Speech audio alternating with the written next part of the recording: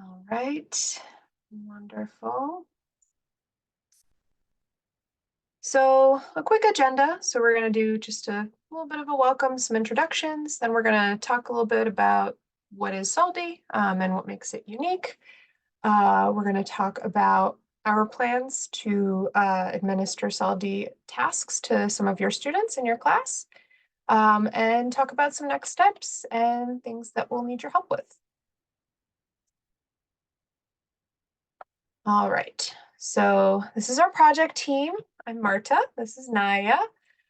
We've also got Ron, Bo Yi, who I imagine you all have gotten emails from, as well as Arif and Hui. And these are this is the core project team. And then we've also got some project advisors that have expertise in early childhood, as well as multilingual learners.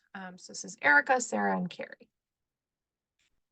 And we'd love to hear a little bit more from you all. So if you could tell us your name, maybe where you're from. I think we've got a contingent from various states here. And then maybe just pick one. So you can pick one of the 3 prompts. What is a creative way of incorporated assessments into your science lessons to make learning more engaging for students? What is a memorable assessment technique that you found effective engaging your students' understanding of a scientific concept? Or what do you find tough about using assessments for elementary science? So why don't we start off with Angela?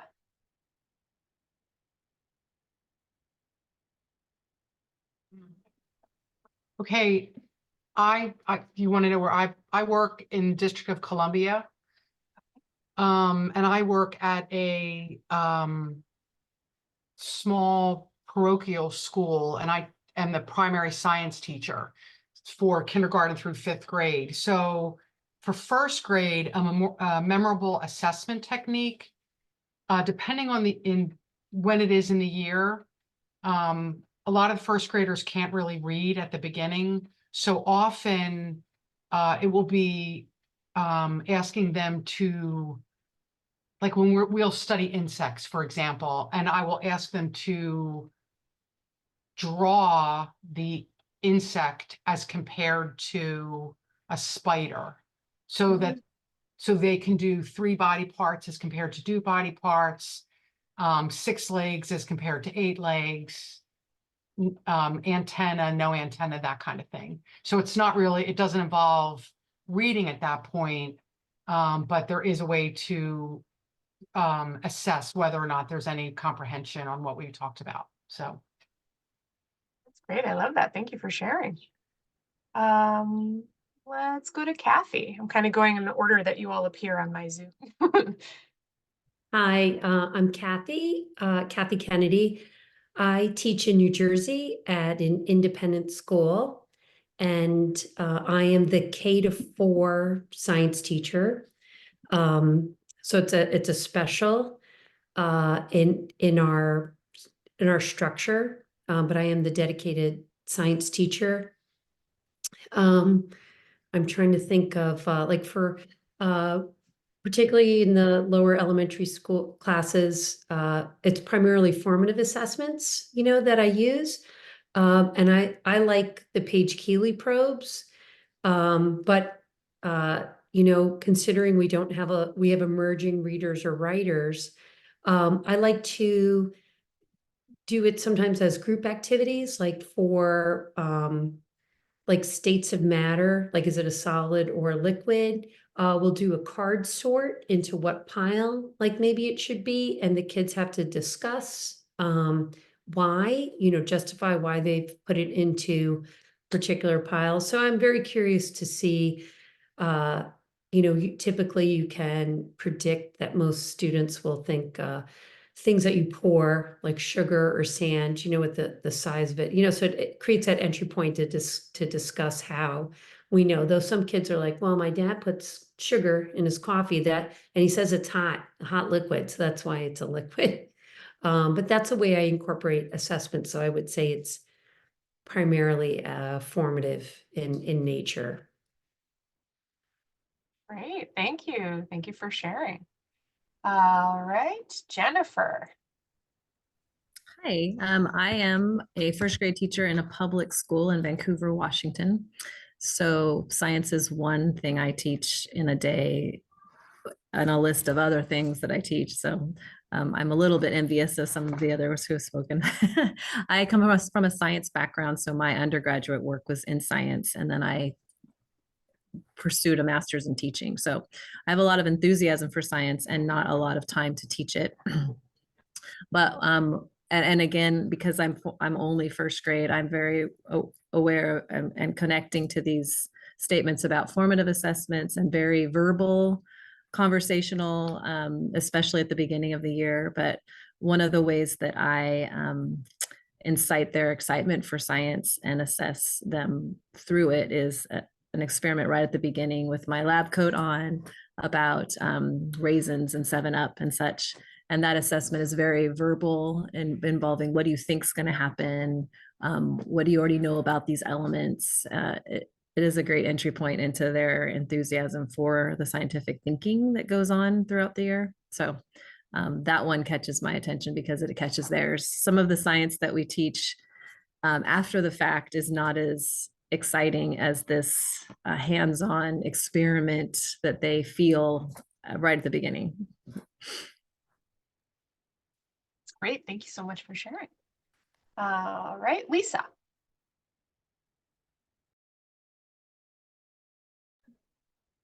Hi, I apologize for being late. I said I could be here before I got my kids' soccer schedules. So I had to run home after soccer practice. But I teach first grade in West Virginia, and I have a really high population of low socioeconomic status students who come from various low, backgrounds. So I too do a lot of discussion things, drawings, because they're emerging readers and writers, so a lot of drawings. But one of my most favorite science lessons that I've taught past couple years has been what happens to light when it touches various things. So reflection and refraction and opaque and all of those things can be pretty big vocabulary words for kids to remember. So we have this little tub full of different things. And what do you think the light's doing when you look at this? Like there's a piece of aluminum foil and a jar, or, things like that. And they have little symbols that go with each of the words with the reflection, the little arrow would come back. So they use symbols to identify what those objects are. So I kind of like to do lots of drawings and stuff like that. Great, thank you. All right, Crystal. Hi, can you guys hear me? Okay, good. My name's Crystal, and I'm also from West Virginia. I'm from Barber County.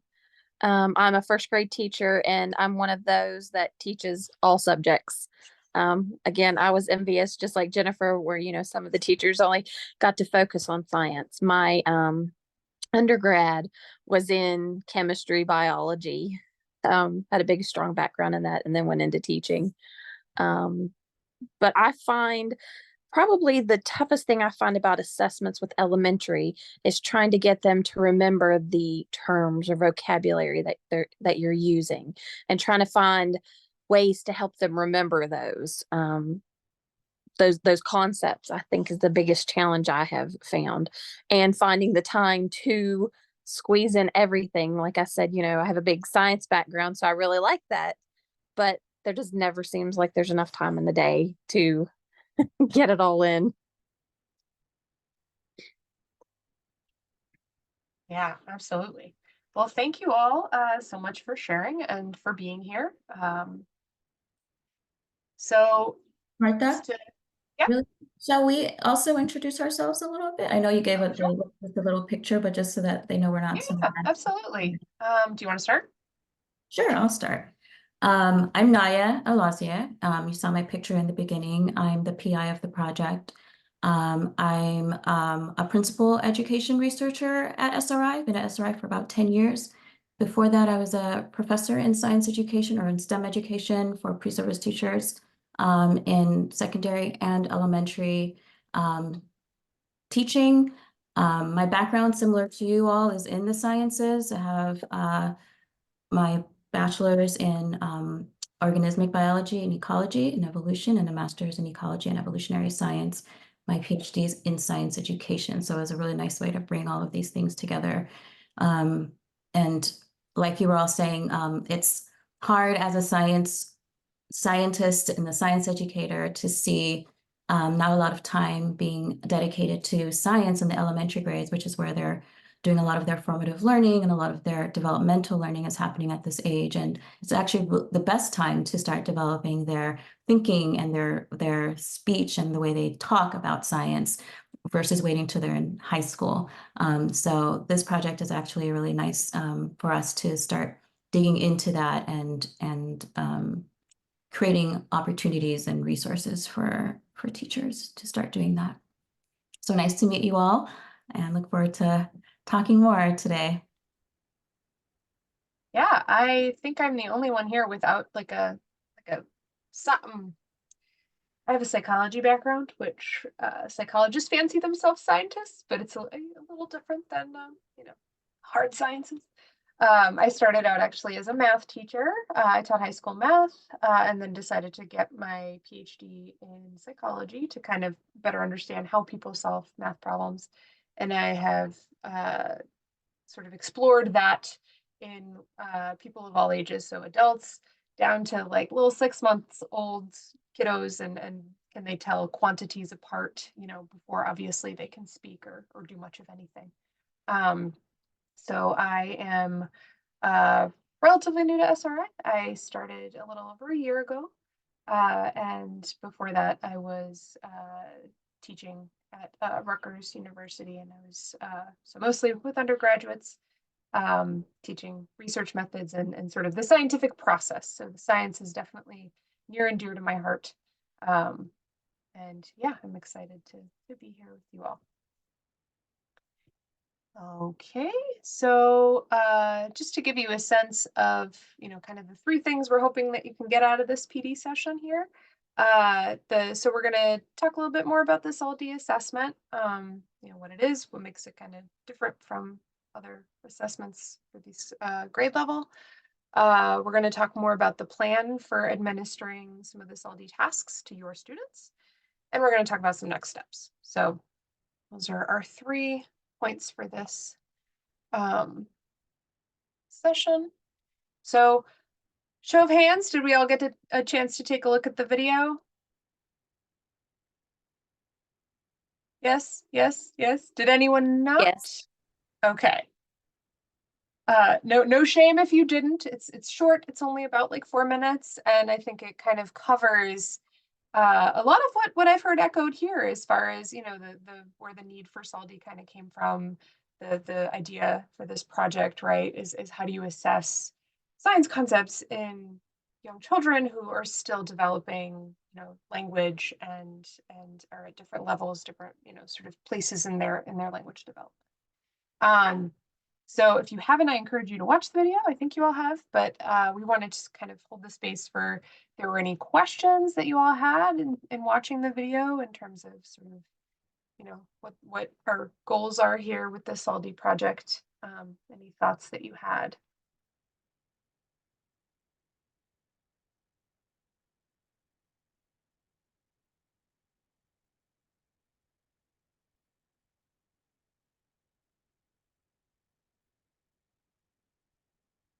All right, well, this is not like a speak now or forever hold your peace situation. So if questions arise, we're happy to answer them. I guess I do have a question. Yeah, How absolutely. many different assessments are you hoping to develop through this program?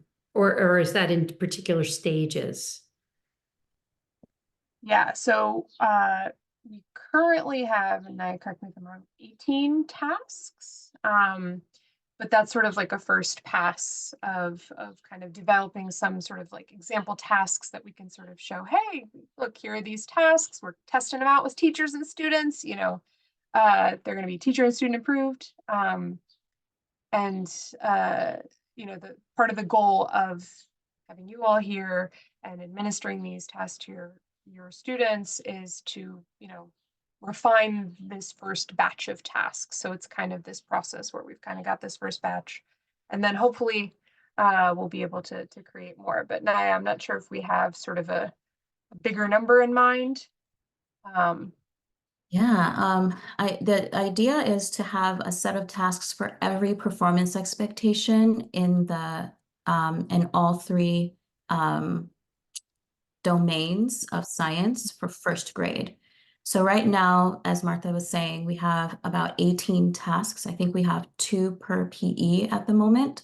And so each PE has a small group task to do some of the things that you talked about, where they can draw and point and look at pictures and talk to each other. And then the other task is meant to be for individual accountability, which you'll get a chance to see both types today. And so as Martha said, that's our first batch. Our intention is to use that to help us create a second batch of tasks. I think we're trying to get to something like, I want to say 28 or something, somewhere around there, between 20 and 30 tasks total. Are they focused on like the DCIs within the performance expectations? They're 3-dimensional, so they bring in all 3 dimensions of next generation science standards. So I don't think we go into the process of how we design the tasks, but we have a very long, elaborate process of task design where we break down each dimension, the DCI, science and engineering practices and cross-cutting concepts, into smaller pieces, and then we take those pieces and then recombine them into different tasks. So each task covers a portion of the performance expectation. So the task isn't intended to cover the whole expectation, because that's meant to be like a curriculum, right? Or a unit set, right? But the tasks will cover some of the performance expectation. And our hope is to create a set of tasks that will cover the whole performance expectation. Great question, though. Thank you for asking. Any other questions, thoughts that came up when watching the video? Again, it was nice to hear you all kind of echo a lot of the sort of points that we were making there, right? The difficulties of assessing young students, the need to do so in these, you know, creative ways, having them draw, having them point, having them kind of show what they know in ways that aren't too heavily, you know, based in writing and reading. All right. Well, again, if as questions arise, please do feel free to ask. But we'll move on to the next portion here of giving you a bit more detail of how we're going to administer SALDEE. So first, just a little bit. So Naya already started touching upon this, and the video touched on it a bit too, but the tasks themselves, they're designed to around these specific learning targets based on the NGSS. Each task, these are 3-dimensional. Each task addresses all 3 dimensions, and each task is at a scope that's suitable for first grade assessment. So they should take no more than 10 to 15 minutes to complete. And as Naya also mentioned, we've got these 2 formats. So we've got this small group format, and we've got this individual check format that can be administered to the whole class all at once. And our goal here is to give students different response formats to show what they know.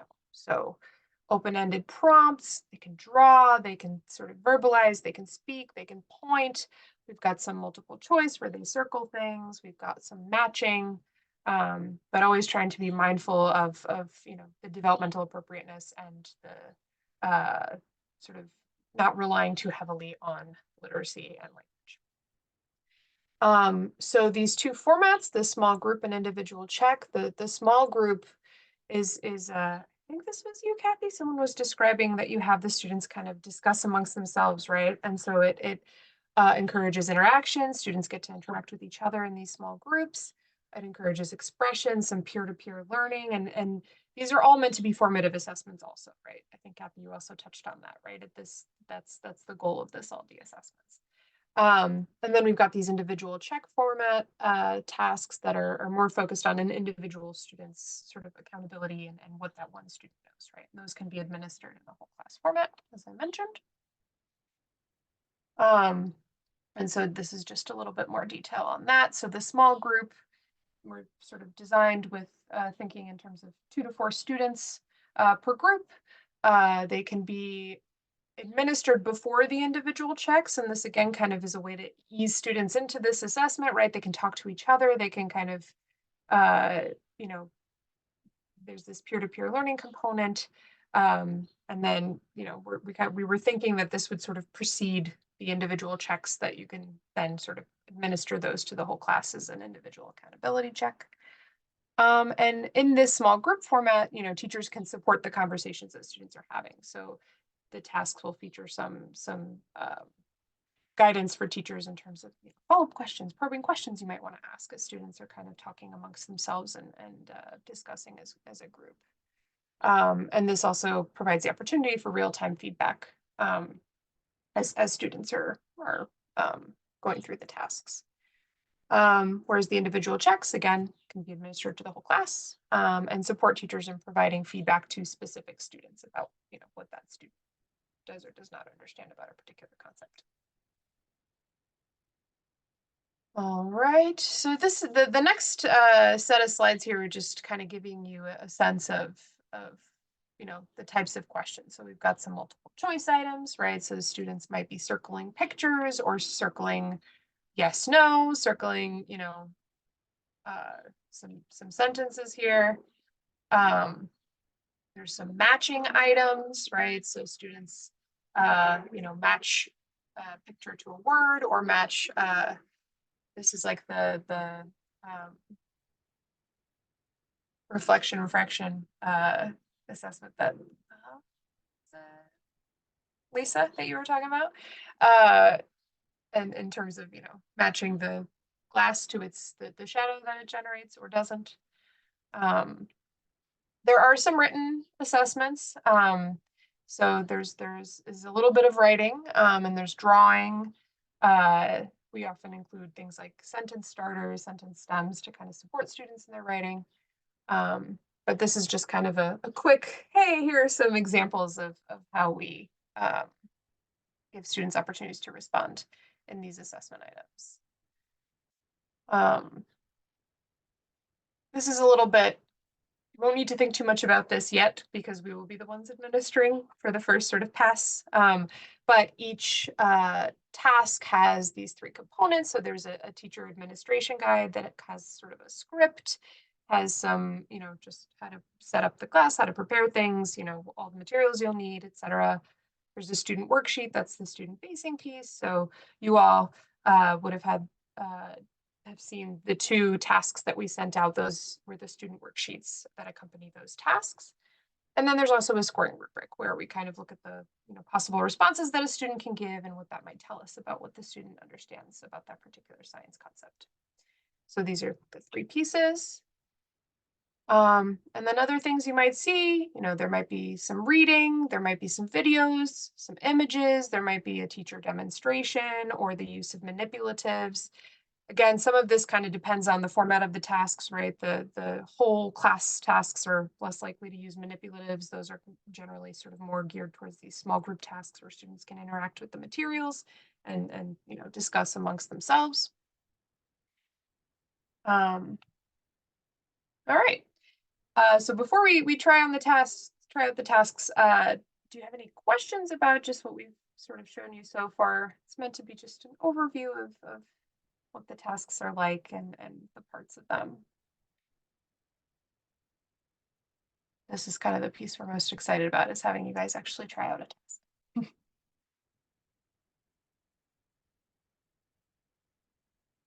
All right, well, in that case, let's get to it. So we'll start with the P's task. So if you all could maybe pull up from the email that we sent you the student handout that has the picture of a pea plant on it. And so this task, the performance expectation, the NGSS performance expectation here, is making observations to construct an evidence-based account that young plants and animals are like, but not exactly like their parents. So this is the domain of life science. And this one is a small group format. So we're gonna make you all talk to each other. So again, we're encouraging peer-to-peer learning through discourse. All right, so I am going to stop sharing here.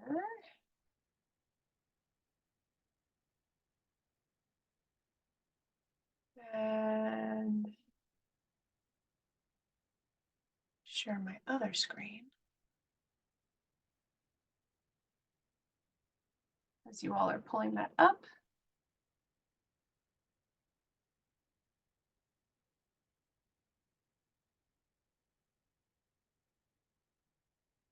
Okay, so can you guys see a picture of a pea plant?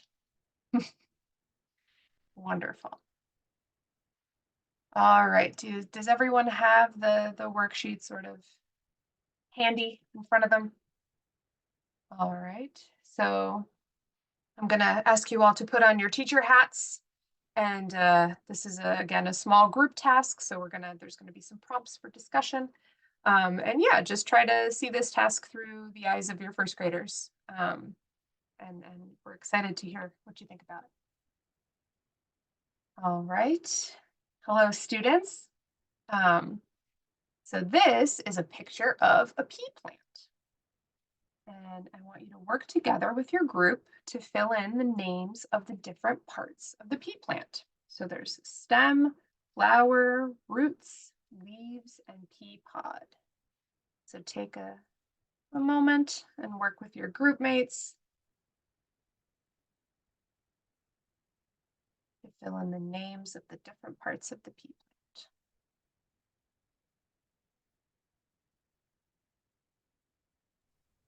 Can I clarify what you're asking of us just briefly? Yeah. You asked us to pull up the download that you sent us earlier, so I've got that Yes, on part of my worksheet. screen. Mhm. I'm also seeing the worksheet on your Zoom.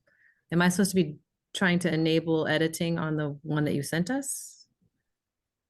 What, or I guess I'm curious.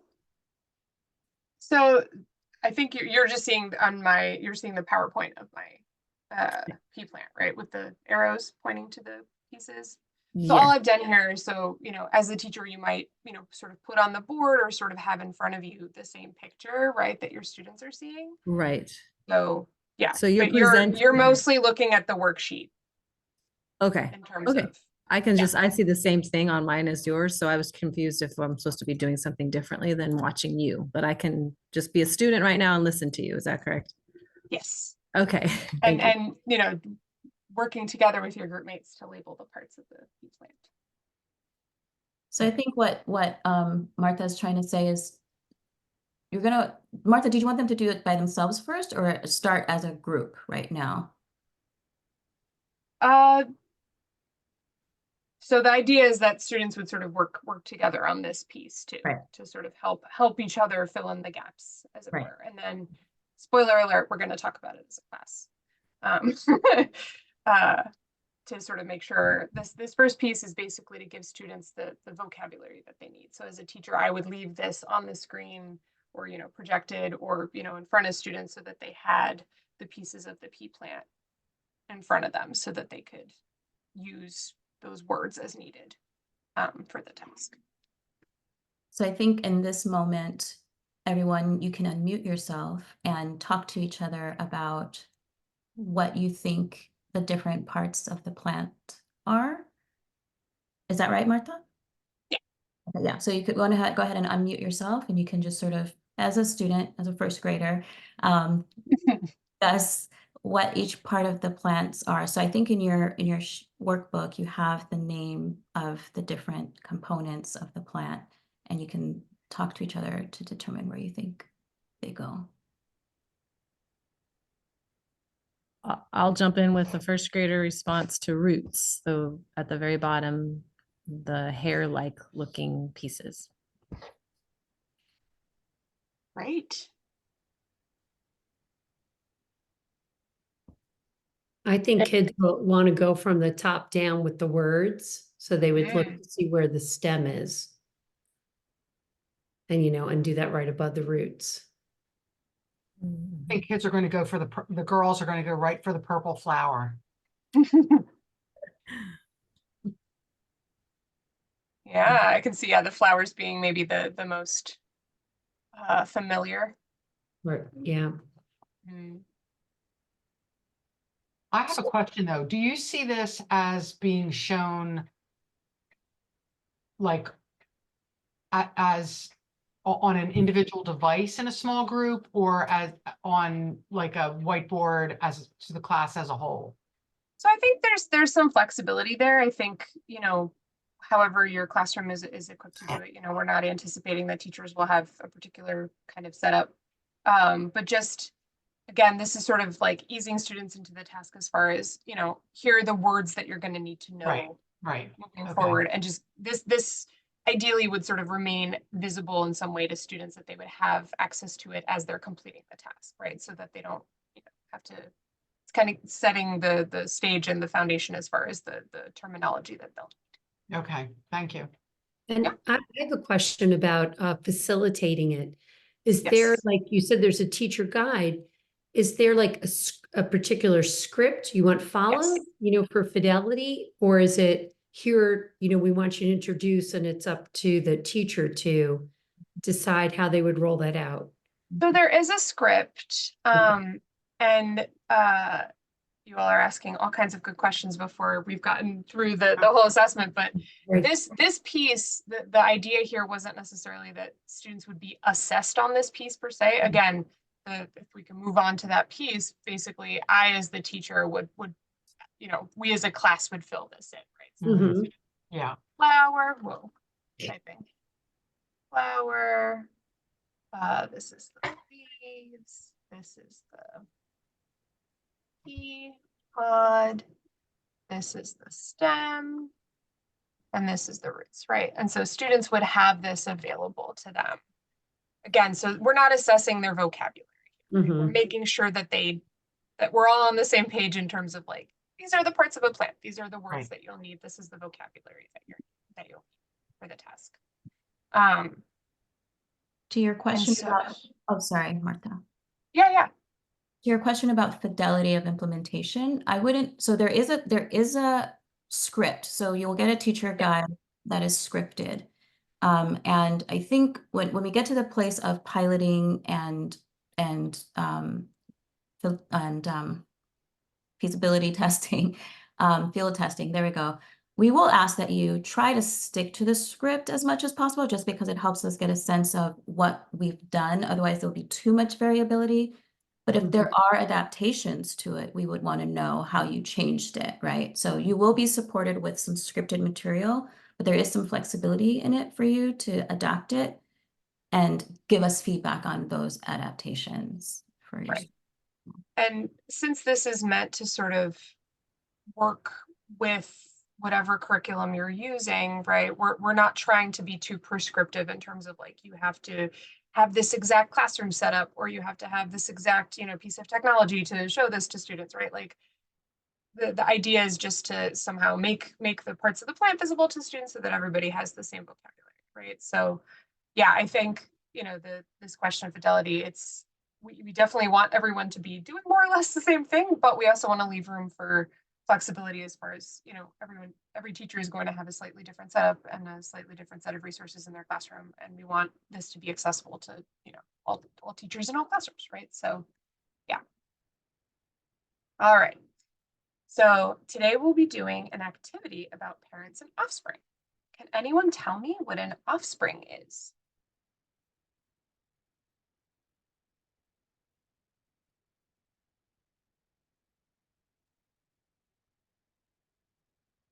The babies.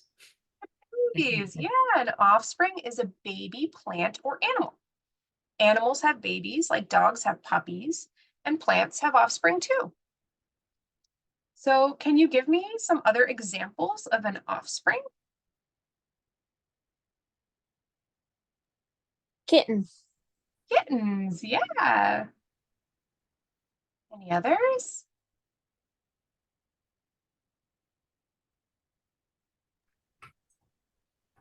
Um,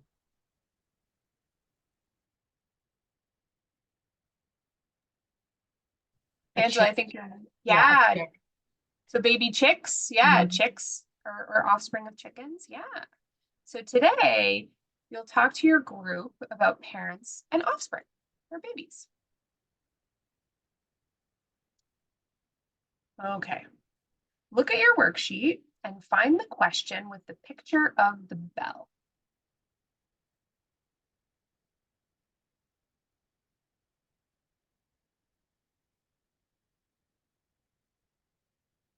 This is a picture of the offspring of the pea plant, this first pea plant that we labeled up here.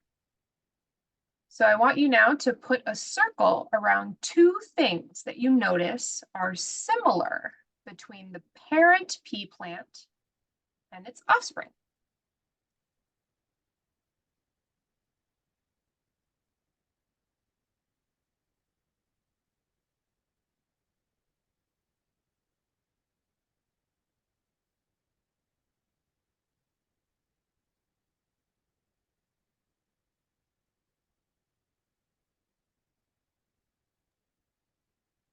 I So think, check in. yeah, I would think they would circle the pods as one of the. Okay, so yeah. So then the prompt would be check in with your group. Did you all notice the same things? Mhm. So the pods, okay. So what do you notice about the pods?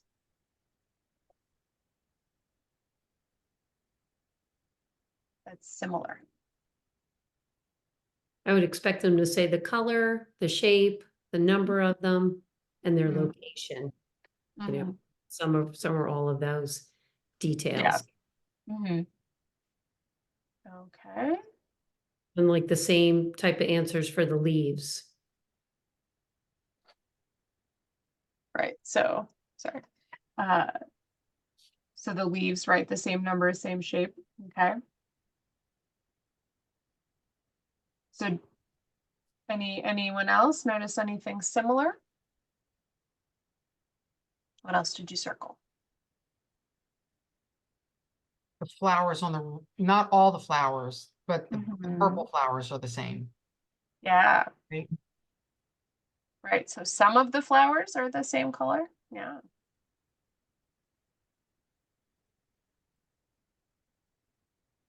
What about the pods? Are they all similar? No, So which pods would you circle? the straight pods. Smooth ones, yeah. Mhm.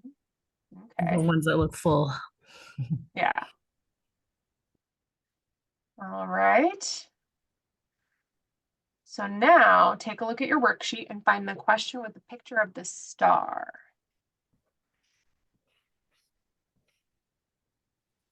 And now I want you to put a box around two things that you notice are different between the parent pea plant and its offspring.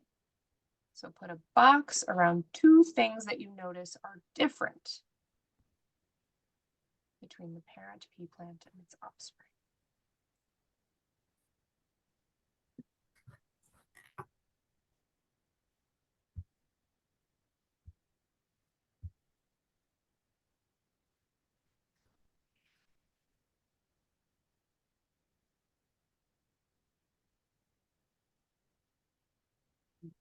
Check in with your group. Did you all notice the same things?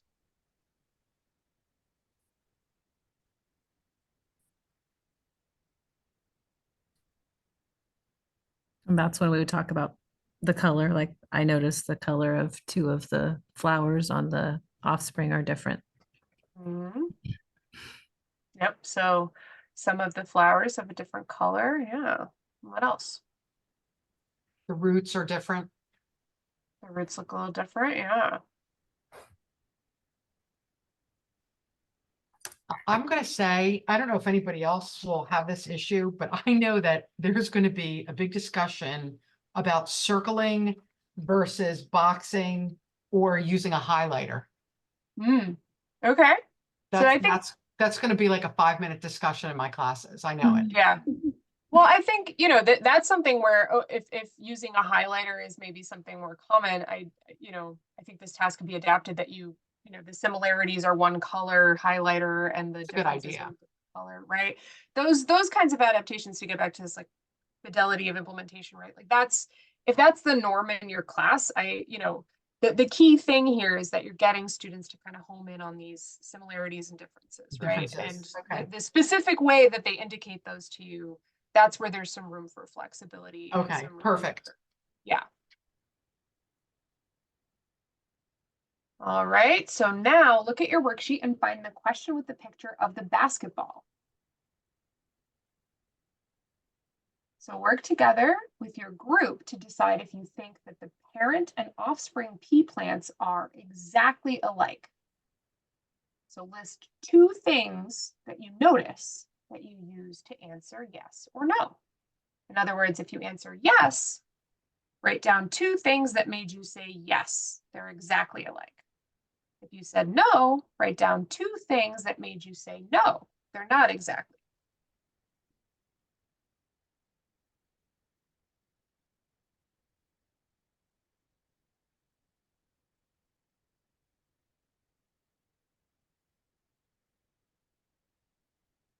I like the way that question is so open-ended that they can support either way they answer. I like that a lot.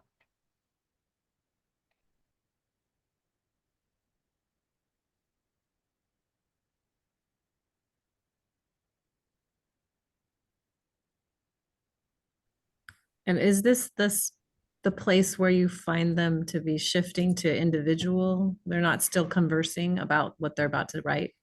So they could work to they're encouraged to work together with their group and sort of the teacher's role here is to kind of help facilitate that discussion. So what did you notice? Is that the same as your group mates noticed? What do you think? What does this make you think about whether they're the same or different, right? Are they supposed to come to consensus in the group? Or not necessarily? So you as the teacher are kind of guiding them, towards kind of thinking about the similarities and differences and using those in their answers. And then, so the next part, if you look at your worksheet and find the question with the picture of a heart, you'll see this is a rose plant. Do you think its offspring will look exactly like it? Why or why not? Pick one sentence stem that matches your answer and complete the sentence in your worksheet. If you think yes, I think the offspring will look exactly like the parent plant because, or if you think no, I think the offspring will not look exactly like the parent plant because. So here's where it would, shift to a little bit more of an individual, like they've been sort of hopefully engaging in some peer-to-peer discussion this whole time and sort of, using their answers and their classmates' answers and comparing. But and here is sort of where, you would hope for this kind of final product. I mean, this is a formative assessment, so you're kind of looking along the whole way, right, as far as what they're struggling with or what they're understanding. But this is where it's kind of, they'd hopefully put it all together in a little bit more of an individual way. So also remember that the task is aligned to the NGSS standards. So at the end of the task, so when you get your teacher guide, you'll see in the beginning of the teacher guide, it'll tell you what it's meant to align to. So as you're helping the students along the way, there is a goal, right? You're still trying to get them to understand that idea that Marta introduced in the beginning, which was the PE, that offspring look like their parents, but not exactly like their parents. And that's where you're trying to get them to go. Doing these comparisons that Marta just took us through and, talking about why they're similar, why they're not, in what ways can, and so when they get to that final one that Marta just showed, now they've had some opportunities to talk through some ways that you can be similar or different from your parents, and then make some predictions about what would happen to an offspring plant. Would it look exactly like? If not, why? If so, why? Or in what ways? sorry, I'm getting back to the slide where we had the actual performance expectation.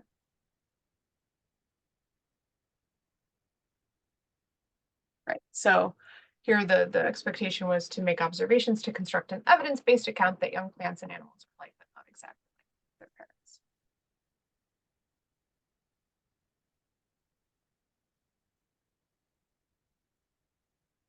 Okay, so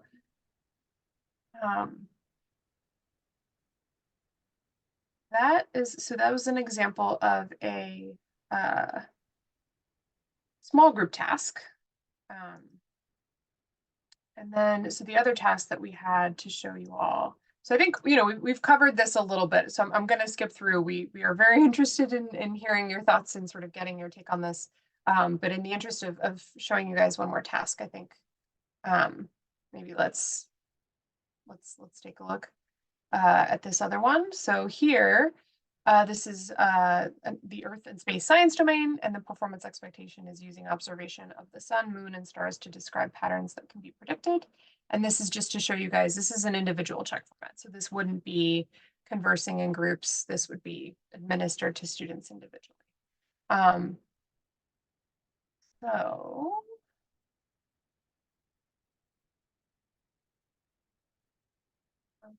stop share again. Naya, do you want to show the first video?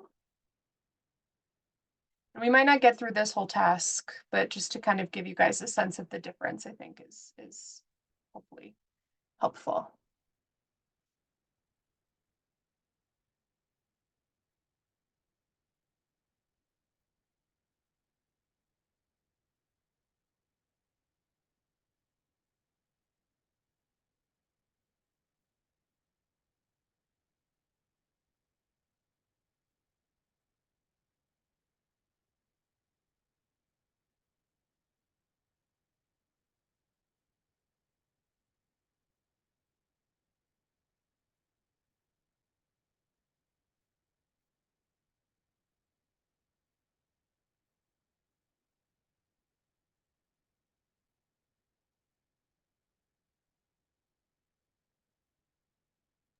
Are you seeing the video screen, the black screen? Yes. Okay.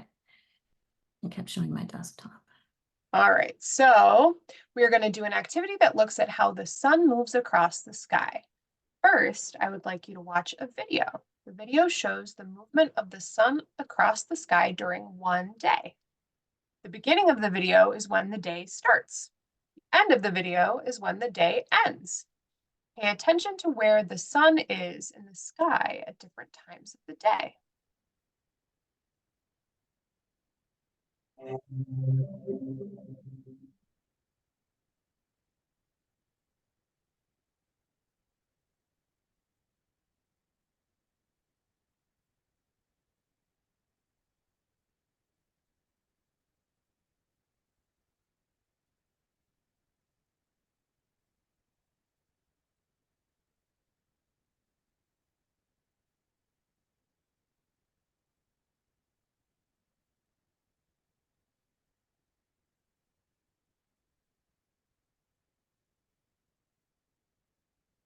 All right. Now in the script, I would say watch the video again, but in the interest of time, I won't make you watch the video again. So look at your worksheet and find the picture of the apple. I'm going to read the directions. You can follow along with me. Circle the box below that shows the direction the sun moved in the video. When you are finished, please put your pencil down.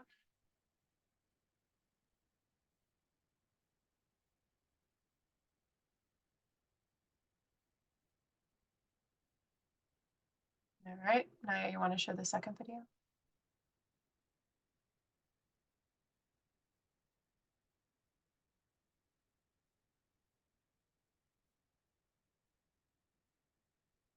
Now let's watch another video of the sun moving across the sky on a different day.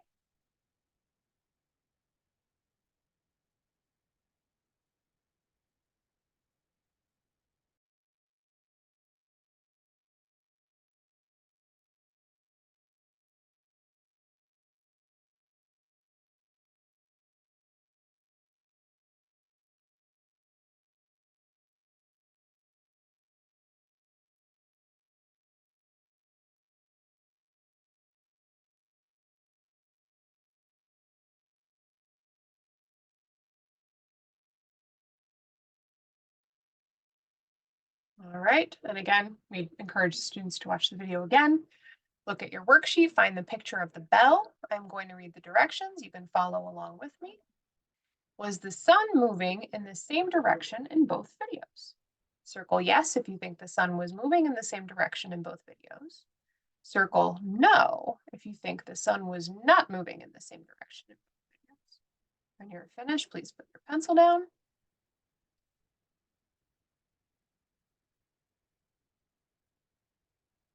And then in the interest of time, I'll just walk you through the third piece, which is you would ask the students to put the pictures in order from sunrise to sunset based on what they saw in the video.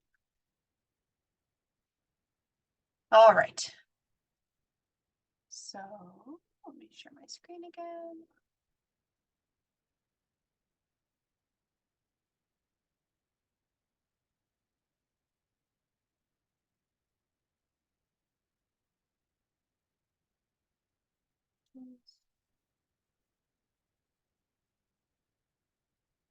All right.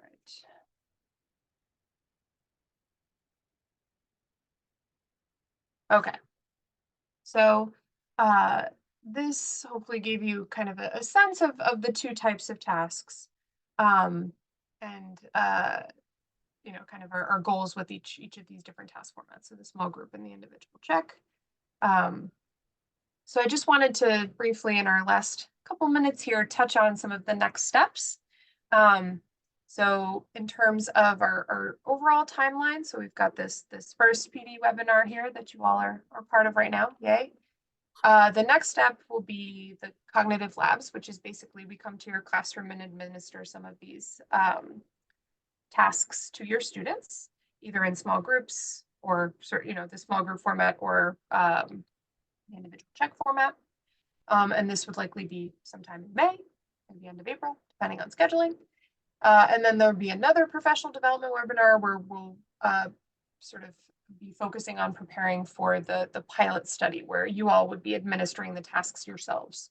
And sort of throughout this process, we will be refining these tasks, right? You guys saw it's a draft on it. So we're going to take into account, you know, your feedback, your students' sort of experiences when we administer these, and refine the tasks throughout. So that's the overall goal, is a set of teacher and student approved materials. And so by spring 2025, that's our goal. So the plan is, so again, we'll be administering some of the tasks to your students, which will help us refine the task. We expect it to take about 2 hours per classroom visit, so 1 hour each for small group and individual checks. Each student would complete 2 to 3 tasks. If they're in the small group tasks, then it would be 3 to 4 students per group. And then we'll also have 3 to 4 students complete some of the individual tasks. So that's the overall plan. And in terms of next steps, so we encourage you, if you haven't already, to watch the video about SALDEE. We're going to talk in a second about scheduling some optional additional office hours if you have other questions or, you know, thoughts that you want to discuss. You also may already have completed some of the pre-surveys and online consent forms, but if you haven't, we'll be asking you to do that. And then Bo Yi will be emailing about scheduling these initial cognitive labs where we administer the test to your students. We'll be asking for your help in choosing the students and helping us by sending a roster with the student names so that we can just put ID numbers and have everything be de-identified, so that we're not, you know, keeping any of their names or any of their information. And I'm sorry, yeah. I actually have a question. Back on your other video, you have, on your other slide, you have like the team, I don't know what you actually said, but it was like the team will administer sometime in May. What does that look like? Right, so this would be us coming into the classroom with a group of students that you help us select, right? Whose parents have consented and, you know, Yeah. all that. And we would basically sit down with them, each group for about an hour, and have them complete a couple of these tasks. So each task takes 10 to 15 minutes. So they I'm would gonna, complete- okay, when we're done, I guess you're gonna have office hours after? Yes, we're gonna, Okay. so the next step is setting up a time that works for folks to come chat with us during office Yeah, hours again. I'll have to do that. Okay, thank you. Yeah, sure. So we'll ask for your help with the consent forms, so distributing those to parents and collecting them for us. And then printing the student materials like the worksheets and stuff, which we'll email you beforehand. I have a Alright. question. Yeah. So the COG lab is like an hour with a group of students, Yes. but then there's the general doing the task with the like seeing how we do it with the whole class, and that's 10 to 15 minutes. Like doing a task with the class. They're two separate parts. So we're going to take some students and sort of put them in the small group setting, and then we're going to take another group of students and sort of treat them as a whole class and have them do the individual. Okay. Does that make sense? So, okay. And is that different than the teacher doing Yes. the Yes, task? I understand your Yes. question. You're asking the difference between the COG lab and the pilot study, right? So Yes. what Marta was saying is we're gonna have a COG lab where we're gonna come in, we're gonna do the small group and the individual tasks. We will administer them this Okay. spring, right? The first thing this May. Yes, this May. That'll be on us. So what we need from you to help us with is selecting students, collecting consent forms and all that good stuff, right? And then in the fall, so that'll also give us time in the summer to revise, all that stuff. And then in the fall, that's when the pilot study will start. And then we'll be in contact with you again. We'll do a PD with you, a longer PD. Now that'll help you get prepared for you actually doing the tasks yourself. So you'll have opportunities to do the small group and the whole class individual administration tasks. But it's a Mhm. chance for you to try it out, give us feedback on what it's like to administer the task, and it gives us a chance to see how it actually works in real time. Because Yeah. the COG labs are meant to revise. Yes. Pilot is meant to help us think about implementation. So is the COG lab dependent on what science is being taught, like exactly in the curriculum right now? Or if you're pulling it out as small group, can it be, independent or something that's already been covered earlier in the year? Mhm. Yeah, I think, Martha, I'm sorry, did you want to take that or? No, I think OE may have already sort of started asking in terms of just like the science content that you've already Yeah. covered, or that you're likely to have covered by the time that these COG labs happen. So we will be trying to pick tasks that tap concepts that your students have already had some exposure to. Yes. Yeah. Okay, because I did get an email from Bowie, but I only teach science, but the instructional time is limited. So I can say fine 2 hours, but it might be for some groups during the class time, and then there's a little bit of like after school time. I know where we could get another group.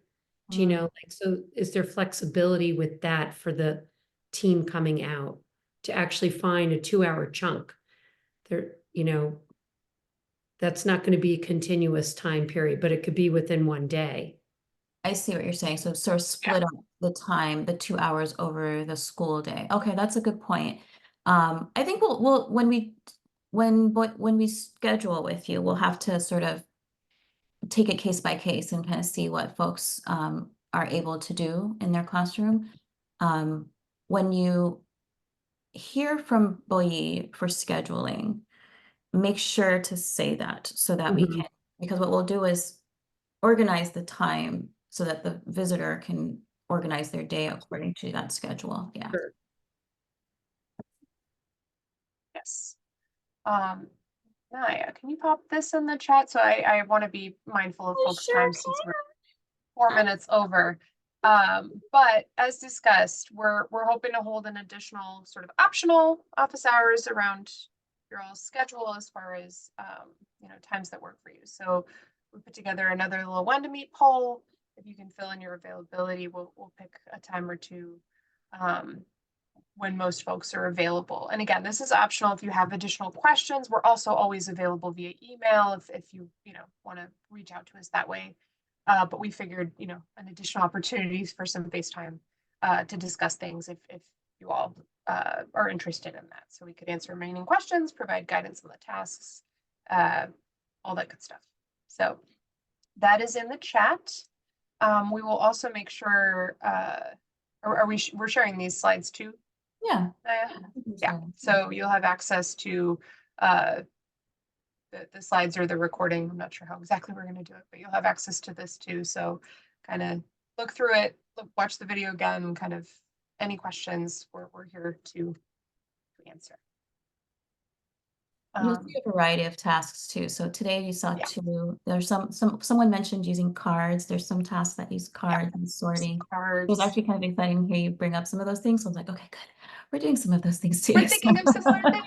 We're thinking similarly. Yay. Yeah. We picked two tasks to kind of share today that lent themselves to like an online administration, but obviously in person, we've got other tasks with manipulatives and things like that for kiddos to actually interact with. So yeah. Yeah. And I wanted to ask if the consent forms have not been sent yet, correct? For the students, or did I miss it? I don't think I've seen that. Think so. Okay. So you'll be hearing from Boyi with that too. Okay.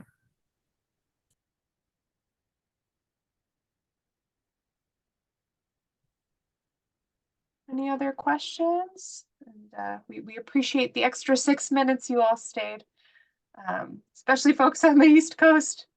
I know I'm going to eat some dinner after this. Thank you so much for taking your evening to chat with us, and we're excited to see these, with real kids. With real students and teachers. Yes, we're very excited. Again, we're thrilled to have your experience and expertise to help us refine these tasks and make them, actually feasible to administer to first graders.